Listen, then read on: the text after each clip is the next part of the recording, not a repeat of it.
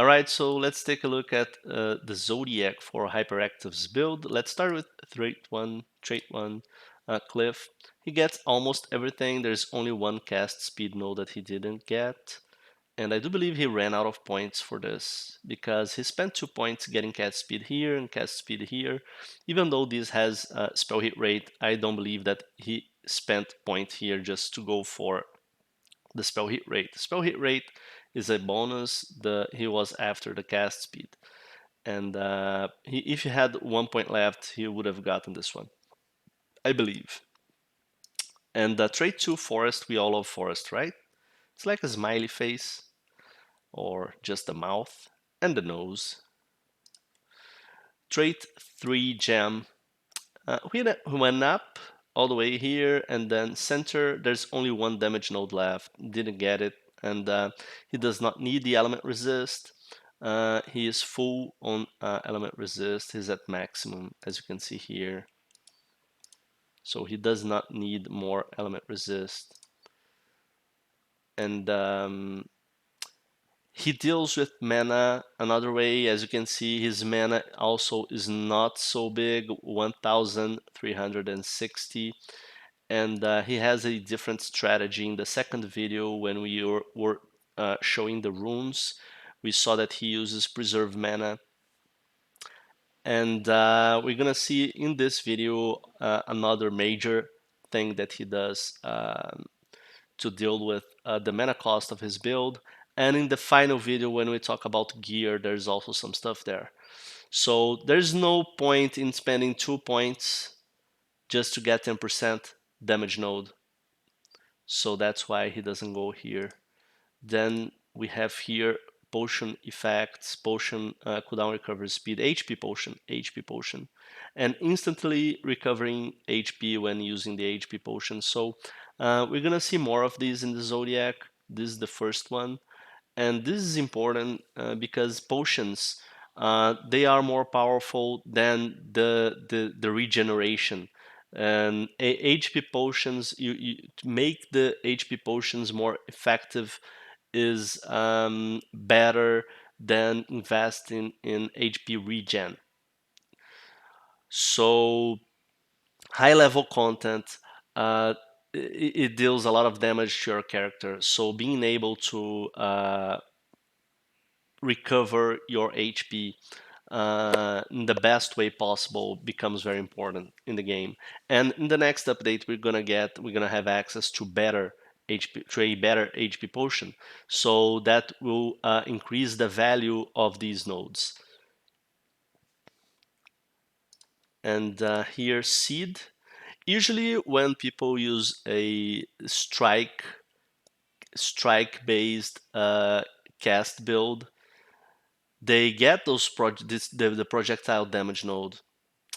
He probably removed this to get more survivability because he's removing damage. The only point of removing damage is getting survivability. So, but I do believe, as I'm gonna show you guys further, that he could put a point here if you wanted to. That at least that's my take on his build. No points in trait 5, which is very curious, but he told me that he's actually this current Zodiac is to help him climb the Void Rift. So he is stuck at the next boss, and the current state of the Zodiac is to help him defeat that boss.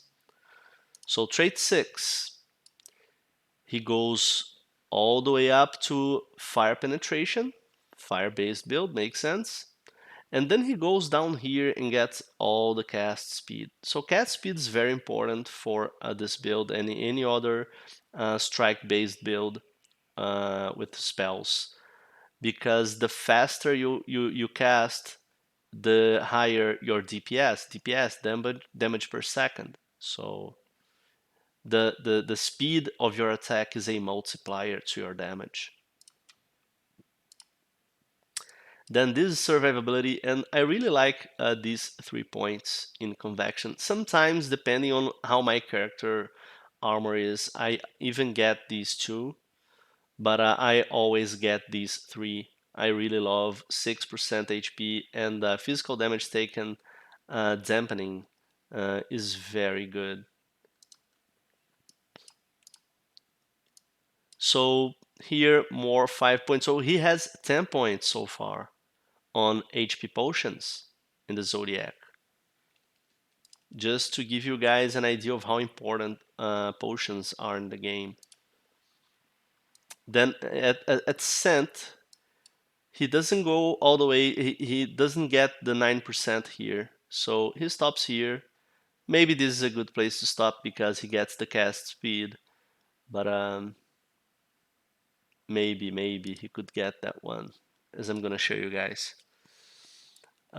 He goes up here. So here he's investing in survivability. He's investing on chaos damage, right? So this is important because this is you only get the chaos resist, but this reduces the damage from chaos.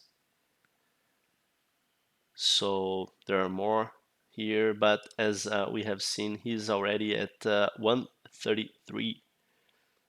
So 66.5%, very close to maximum chaos resist.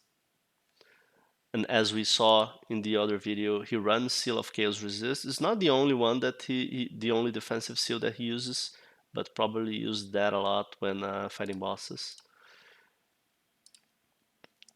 So, and this node, this is pure damage at Maggot, because he runs, you need to have at least 200 in each of these, otherwise you cannot use these nodes.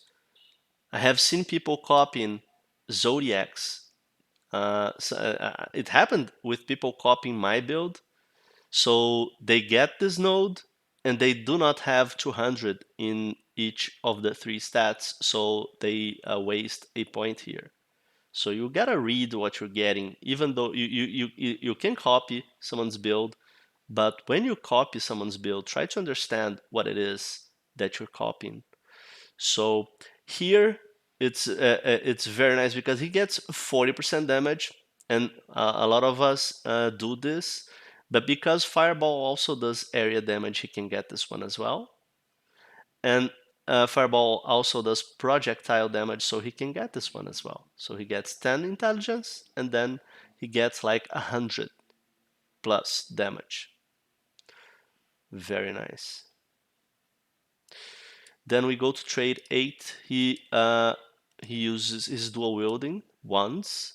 So yeah, almost most builds are dual wielding. So most builds do exactly this in Laia. And then we have Shepherd. And because Fireball applies dot, he can get these ones here, up here.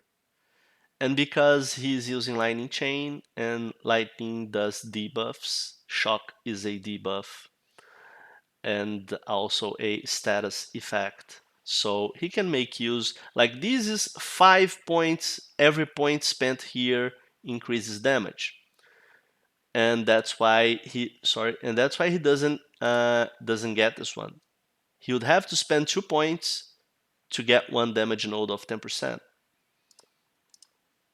But when he goes here, he spends 5 points, and every point spent increases damage. Much better, right? Then Hunter. I don't really like this. This is what I would change if it was me. But I'm not top 3, so I could be wrong. I don't believe that 2% movement speed increase is that important, or detect prey is that important. I really don't. These are 2 points that he could relocate. He could put them here if he wanted to increase his chaos resist, or he could just get more damage if he wanted. Like he could get like 9% here. He could go to seed and get this 10% here that he didn't get.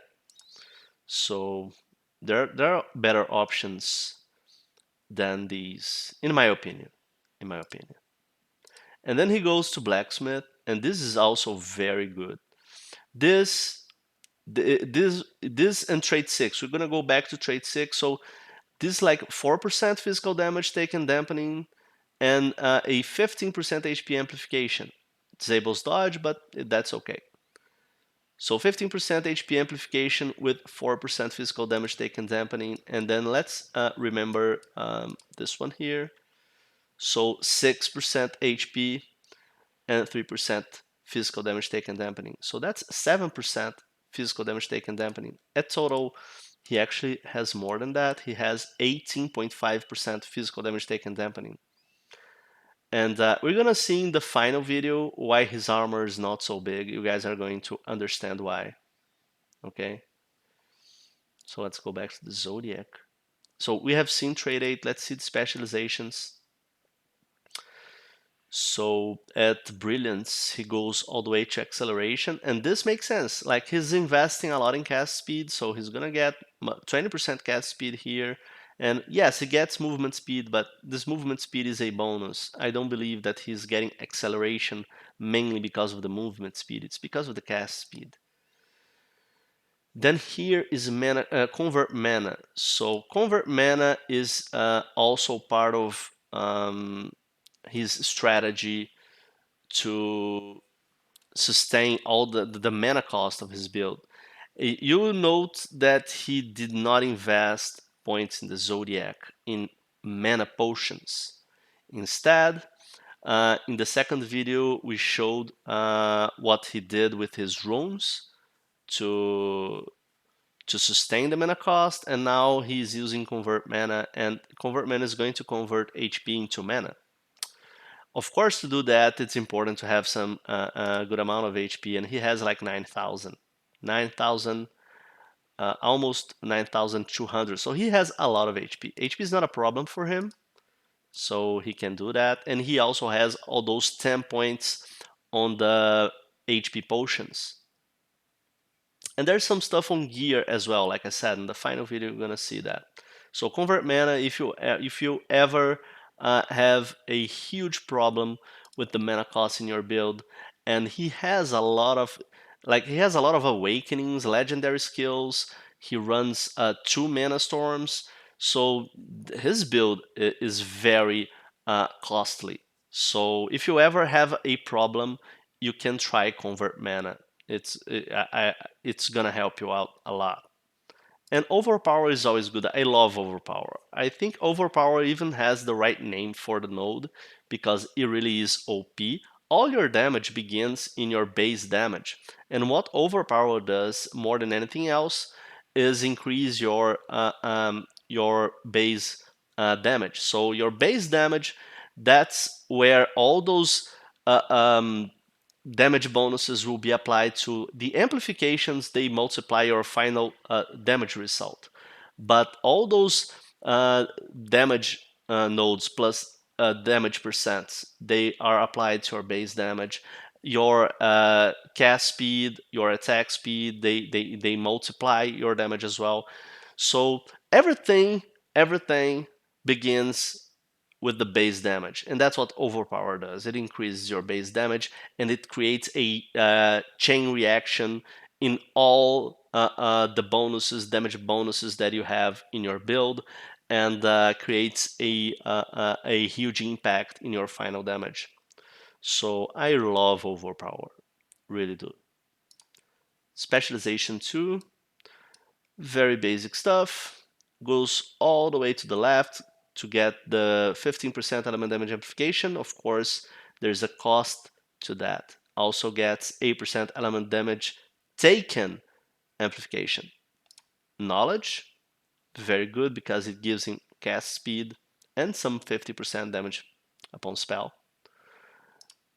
And area damage amplification up here, which he can get because of Fireball. Fireball does area damage. So very nice. And then we go to Pirate, and this one here. This is like that's one more cost to his mana, but a lot of people get this and you just deal with it. It increases your mana cost, but then you just find ways to deal with it because 15% damage amplification is a lot. So you cannot miss this. Just deal with the mana cost somehow, and he is dealing with it. So, and here is very interesting in Pirate because down here, okay, 10% damage amplification against debuffed enemies, and Lightning Chain will shock enemies, and shock is a debuff. So every time Lightning Chain is shocking enemies, all those shocked enemies, you will do 10% damage amplification against them. Now, up here, 10% damage amplification against crowd-controlled enemies. Go back to the first video and watch again when he's clearing maps. You will notice that his fireball sometimes freezes the enemies. That's right, and that's because of this node here, 8% additional cold damage on every hit. Now, this doesn't work with Toxic Flame. I have to say this because a lot of people play with Toxic Flame. Toxic Flame does not hit, so this node does not work with Toxic Flame. Anything else that does hit damage can use this. So when you get this node, what's gonna happen is you're gonna do some cold damage from now on. And he amplifies this damage with his gear, as we're gonna show in the next video. He gets some cold damage bonuses. So 8% additional cold damage on every hit. So every time he hits, he's doing cold damage. And there's a chance when you do cold damage, there's a chance to freeze the enemy. And when the enemy is frozen, it counts as crowd control. So he's doing 10% damage amplification on frozen enemies with a fireball build. I find that amusing. So let's talk about the relics here. He runs Zephyr and Capri. Now, I see some people running Zephyr wrong. Zephyr is good, yeah, Zephyr is good, but Zephyr is only good if you do a lot of damage. If you're still not doing a lot of damage, what is a lot of damage? This is 15% element damage amplification. That's why Zephyr is so good. It increases the damage that you take, but the element damage amplification, like, do we need to show this again? Look how much damage he does. And amplification, damage amplification multiplies your final score. So if you do like 50 million and you get another 10%, you get another 5 million. So this is 15% damage amplification on in generally speaking. So if 15% damage amplification doesn't give you like a million plus extra damage, extra DPS, I wouldn't get Zephyr yet. Go with Boreal, because Boreal will do very close. Actually, it's gonna do about 1 million DPS. So unless you can get more than 1 million DPS from Zephyr, I wouldn't run it. Okay, because you also increase the damage that you take. So unless you're doing, if you're not doing a lot of damage, leave Zephyr for later. Okay, go with Boreal. It's gonna help you a lot more. And he runs Capri, of course, because Capri is fire-based relic. It's gonna give him. This is to the summoner. Okay, so when he's running Zephyr active, this one is passive, and the passive effect is fire penetration, and it increases the base damage. We talked about base damage when we saw overpower. So this is big. So Capri is very good for his build, for any fire-based build. I don't believe that he actually runs Capri instead of Scepter. Probably Scepter is the active one, so he can make use of the element amplification. These here are only to make the element damage amplification better, because this cooldown recovery makes this active all the time, and this just gives a bonus effect, 20% bonus effect. And this gives chaos resist, so plus 32 chaos resist and max chaos resist. So that's part of the puzzle of why this is passive, why he has 60, how much? 133 chaos resist, 66.5%. Part of that comes from Scepter. So Scepter can be good for that. If you want to keep Scepter passive, if chaos resist is so important for you, if you need that, if you're trying to use that to help you climb Void Rift, then you maybe Scepter could be a good choice. But not as the main one. If you're not doing a lot of damage, not as the main one. All right, so that was it for the Zodiac and the Relics for Hyperactive's build. And don't miss the final video when we are going to break down the gear and the charms for this awesome and very powerful build. See you in the next video.